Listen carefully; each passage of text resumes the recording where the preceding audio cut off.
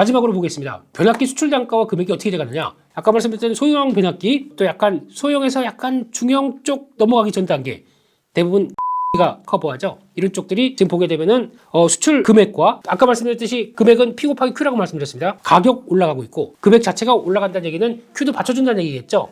이런 쪽에 대한 변화가 나오게 되면 역시나 강하게 들어오고 있다. 마찬가지로 지금 금액 자체적으로 이렇게 가격은 멈췄다고 하더라도 역시 중형급이죠. 그렇다고 하더라도 여전히 강한 변화가 나오고 있다. 마찬가지로 이렇게 쭉 이어지고 있다. 이것도 마찬가지로 초고용량 변압기입니다. 이쪽도 해당되는 쪽은 저희 알고 있는 이런 쪽인데 같이 영향을 끼치고 있다라고 봐야 되겠죠. 이런 변화를 봤었을 때 역시 변압기 쪽은 수출 데이터 다 좋고 경기 민감 사이클이긴 한데 P와 Q가 모두 좋아지는 확산이 들어오고 있다라고 하게 되면 실적이 당연히 좋아지겠죠. 이게 그러면 여기서 끝나겠느냐? 끝나지 않는 모습들이 계속 확인된다 그러면은 주가는 레벨업이 꾸준히 될 것이다. 이렇게 바라보시면서 섹터에 대한 흐름들 보시는 게 좋을 것 같습니다. 네, 지금까지 전력기기 관련주에 대한 여러 가지 수출 동향과 흐름들 살펴봤는데 그러면 그럼 뭘 사라고 이렇게 얘기하시겠죠? 그래서 그냥 가시면 안 되지 않습니까? 다음으로 넘어갈 때 낚시 아닙니다. 낚시 아니고 종목이 딱딱딱딱 있다고 하더라도 이럴 때 그냥 가시지 마시고 구독, 좋아요, 알람 설정 해주시면 자연스럽게 넘어갈 거 아닙니까? 그렇겠죠?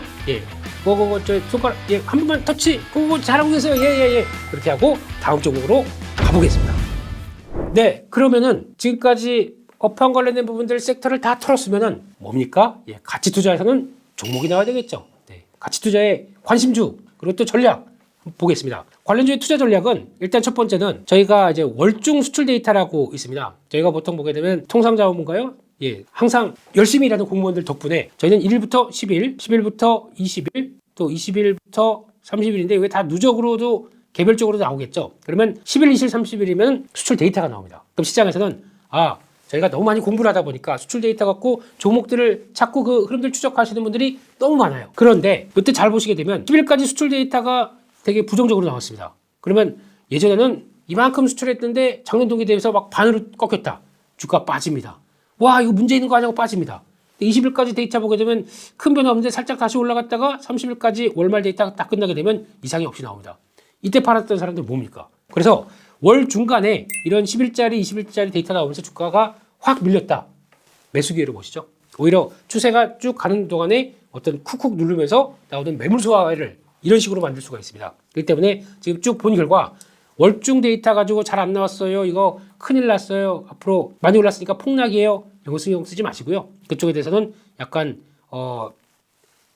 매수 기회로 보시면 되는데 아마 이제 정치적인 관점으로 보게 되면은 그런 건 있을 겁니다. 트럼프 대통령이 당선되면서 나 이제 당선되게 되면 당선 일단 이제 아직 먼 얘기다 보니까 그러면 이제 민주당이 했던 거 바이든 정책 다 없애버리도록 진행시켜 이렇게 나오든가 이렇게 됐을 때는 어떤 변화가 나올까요? 그러면 그동안에 인프라 투자 막 진행됐던 게 약간 좀 자금도 안 돌아가고 그러다 보니까 좀 멈출까요?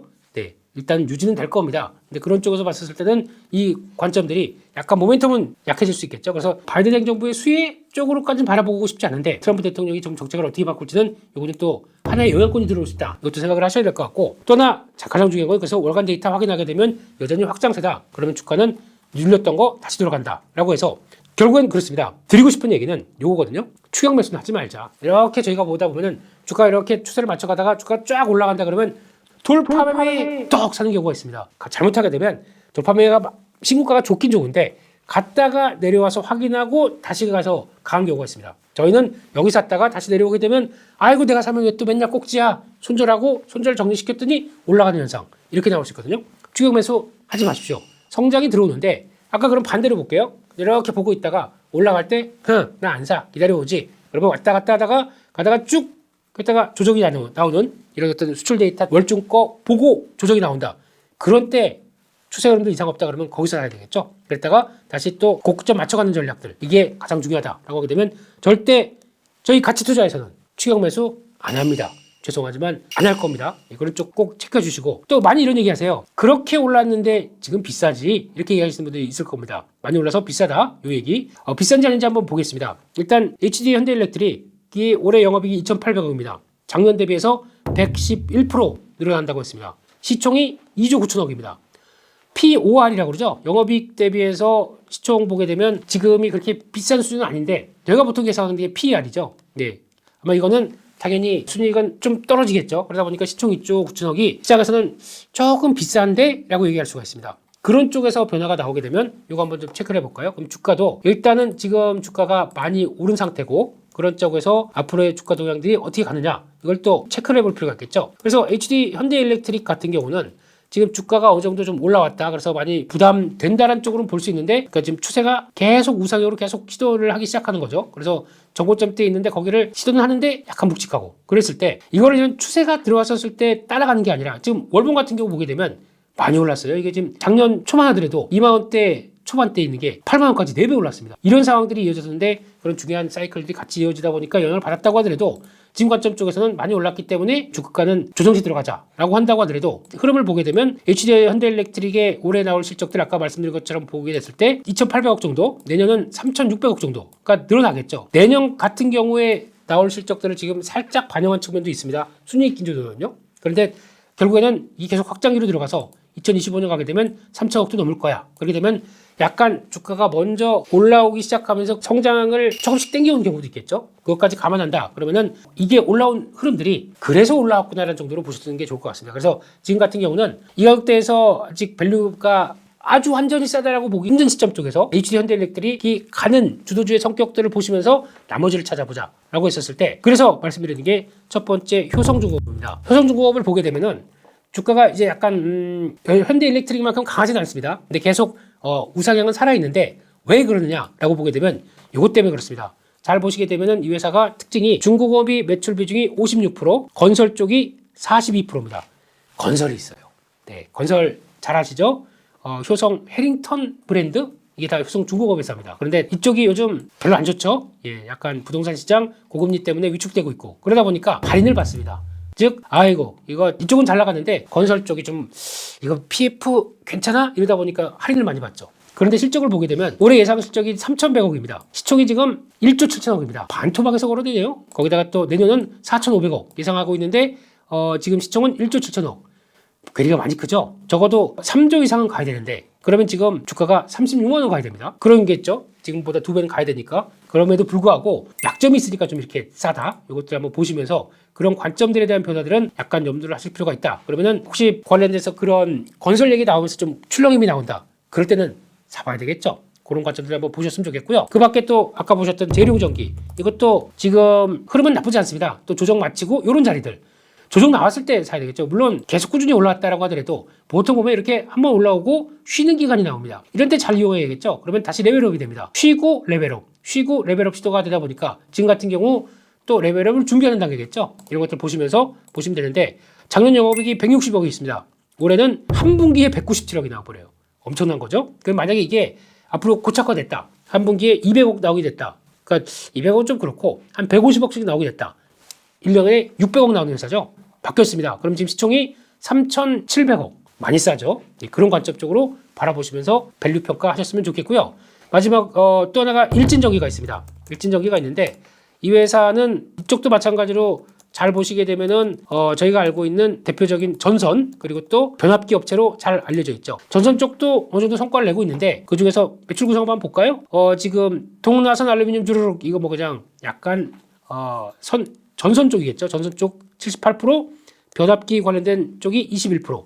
이쪽 부분이 워낙 잘하니까 전선 쪽을 끌어올리고 있습니다. 수익성들을요. 그러다 보니까 어떤 실적 흐름들이 나오냐 보시게 되면은 지금 나오는 실적을 동향으로 보게 되면 지금 원래 연간으로는 300억, 200억 정도 나왔던 200억에서 300억 나오다 보니까 실적 괜찮네? 라고 하는데 상반기에 300억이 나와버려요. 이 정도 흐르면 연간으로 한 600억 나올 수 있겠죠? 그럼 5, 600억 나온다. 그러면은 지금 시총은 4,900억. 그러니까 즉 성장하는 거에 대해서 그대로 좀 받아가는 모습들이 나오죠. 이렇게 된다라고 하게 되면 이것도 마찬가지로 올라갔을 때 따라가시면 안 되고 조정 나와서 이렇게 충분히 주요 지지권들을 한 번, 두 번 터치하고 반전시도하는 이런 자리에서는 사봐도 되겠죠. 그러다 보니까 그런 자리들을 노리시면서 실적 나오게 되면 레벨업 되는 거 확인된다 그러면 또 이렇게 쫙 올라간다고 해서 따라가지 마시고 미리 준비했다가 그때는 정리하시고 다음 흐름은 보시고 이렇게 하는 것도 나쁘지 않나 생각됩니다. 또 하나 그리고 마지막으로 아주 작은 종목이 하나가 있는데 바이오 스마트라고 있습니다.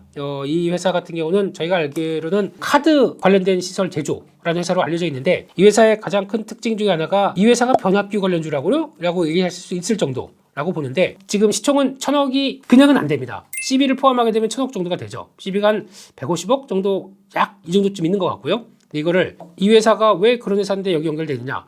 지금 연결로 잡힐 수 있는 회사 90% 지분을 갖고 있는 자회사 TCT라는 회사가 있습니다. 이 회사가 뭐냐면은 그 아까 현대일렉트릭 그리고 또 효성중공업 쪽에 변압기에 들어가는 중요 부품들을 납품하는 회사입니다. 우리나라에 2개밖에 없습니다. 그 중에 하나가 TCT라는 회사입니다. 이게 자회사를 갖고 있다 보니까 그걸 통해서 실적 성장이 쭉 이루어지면 그걸 가지고 연결 수익으로 받기 시작하겠죠. 그런데 이거는 제가 공식적으로 말씀 못 드리겠습니다. 제 유튜브니까 드리는 얘기죠. 시총이 너무 작다. 이런 거에 이렇게 움직임이 나온다. 그리고 또 하나 CB가 언제 전환돼서 물량 나올 수도 있기 때문에 근데 보통 CB 전환은 주가를 이런 얘기는 제 유튜브니까 쫙 끌어올리고 거기서 비싸게 됐을 때 CB 전환해서 물량 나오는 경우가 많습니다. 그러면 그렇게 되지 않나 생각되는데 이거는 만약에 매매하신다고 하더라도 그냥 아주 부담 정말 없는 부분만 해서 매매를 하셔야겠죠. 바로 안 갈 수도 있고 실적 발표된 다음에 쭉 움직일 수도 있는데 그런 여러분들 체크하시면서 보셨으면 좋겠습니다. 여기까지 해서 전력기기 관련된 내용들 전반적으로 쭉 다뤄봤습니다. 지금 저희 섹터 공부하는 가장 핵심은 앞으로 오를 것도 공부를 할 겁니다. 하지만 지금 왜 이렇게 강한지 그리고 또 강한데 조정이 나오게 되면 빨리 시장에 좀 출렁임이 나온다. 뭐 사와야 될지 고민하실 거 아니에요. 그럴 때 해답을 줄 수 있는 섹터들 워낙 실적이 좋기 때문에 밀려도 금방 올라올 것이다 라고 하는 종목들 대응에 아주 중요한 키포인트를 던져드릴 수 있기 때문에 그래서 이렇게 공부하는 섹터 준비를 한다고 보셨으면 좋겠습니다. 여기까지 해서 마치겠고요. 다음 시간에 다시 뵙겠습니다. 감사합니다.